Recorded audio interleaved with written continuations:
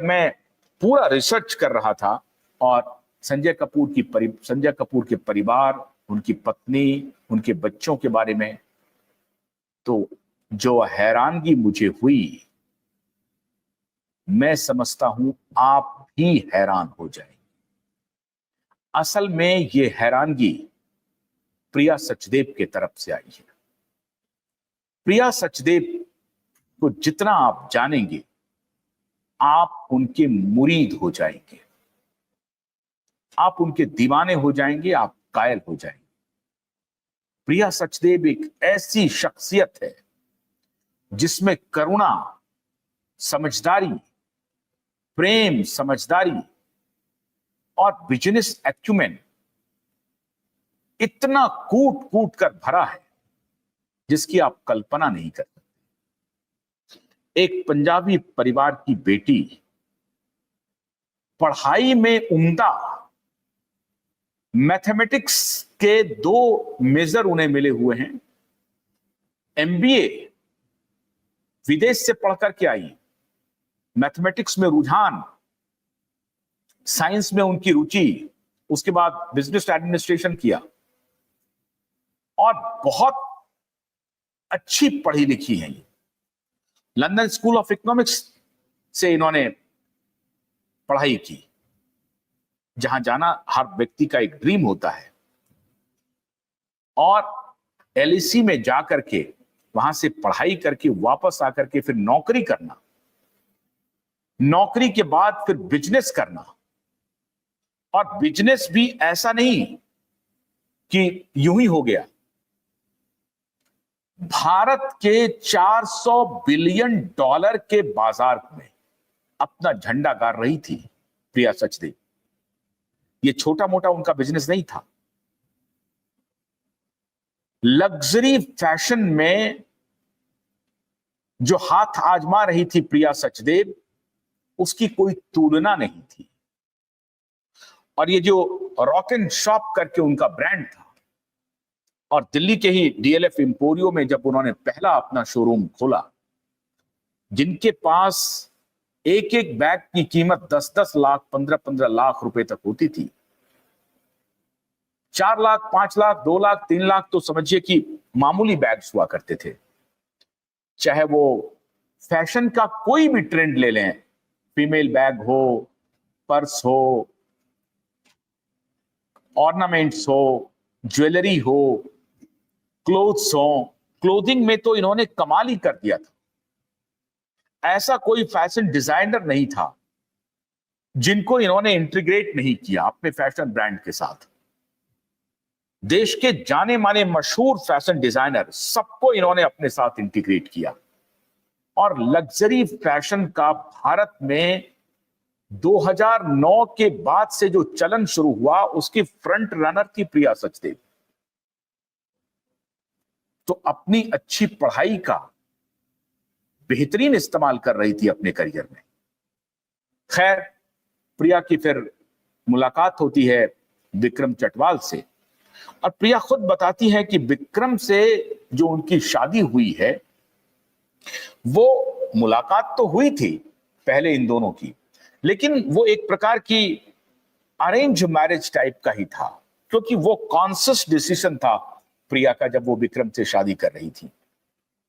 प्रिया ने खुद स्वीकार किया है कि विक्रम उन्हीं के जैसे विचारों वाली थी। वो भी पढ़ाई में काफी उम्दा थे, वो भी एमबीए कर रहे थे, ये भी एमबीए कर रही थी। उसके बाद दोनों की मुलाकात हुई। मुलाकात के बाद दोनों का जो वैल्यू सिस्टम था, वो अमेरिकी नागरिकता के बाद भी वो हाफ इंडियन लग रहे थे विक्रम चटवाल। और इसलिए एक यंग लड़की के मन में कई बार जो सपने होते हैं, ये सोच करके प्रिया ने विक्रम के साथ शादी करने का फैसला कॉन्शियसली लिया, और उनको लग रहा था कि हमारे ख्यालात और प्रिया के ख्यालात और विक्रम के ख्यालात दोनों मिल रहे थे, और इसलिए प्रिया ने सोच समझ करके विक्रम चटवाल के साथ शादी की। विक्रम चटवाल आप जानते हैं कि बहुत ही मशहूर होटेलियर थे, उनके साथ उनकी शादी हुई, लेकिन वो शादी लंबी नहीं चली। और प्रिया खुद कहती हैं कि जब वो प्रेग्नेंट थी तो उसी दौरान उनको इस बात का एहसास हो गया कि मेरा ये फैसला ठीक नहीं है और मेरी ये शादी शायद लंबे समय तक नहीं चलेगी। वही हुआ। बेटी होने के बाद उनको शादी तोड़नी पड़ी, पहली शादी टूट गई और उस शादी के टूटने के बाद, चूंकि ये प्रिया का खुद का फैसला था जिसमें परिवार की कोई भूमिका नहीं थी, तो एक प्रकार से जिम्मेदारी भी प्रिया की ही थी। शादी टूटने की भी जिम्मेदारी प्रिया की थी और इस बात को प्रिया मन ही मन, ये किसी को एक्सप्रेस नहीं कर पा रही थी, मन ही मन सोचते रहती थी और इस वजह से वो काफी परेशान भी रही। लेकिन बाद में प्रिया के माता पिता ने, उनके परिवारजनों ने काफी मदद की और ये जो एक हादसा था, शादी होना और फिर शादी टूटना, इस हादसे से प्रिया सचदेव अपने परिवार के समर्थन की वजह से बाहर आ सकी। तो एक टूटी हुई लड़की एक बच्ची के साथ, फिर इन्होंने अपनी बेटी की कस्टडी मांगी, अदालत में वो मामला चला और अदालत से वो अपनी बेटी को वहां से जीत करके आए हैं। और प्रिया का आप कल्पना कीजिए, ये फिल्म की कहानी जैसी है। प्रिया खुद स्वीकार करती हैं कि वो अपनी बेटी को, विक्रम के बारे में, जो उनके बायोलॉजिकल फादर हैं, कभी भी वो विक्रम के बारे में कुछ भी बुरा नहीं बोलती हैं वो, और उनकी बेटी भी अपने फादर के बारे में कुछ भी बुरा नहीं सुनना चाहते हैं।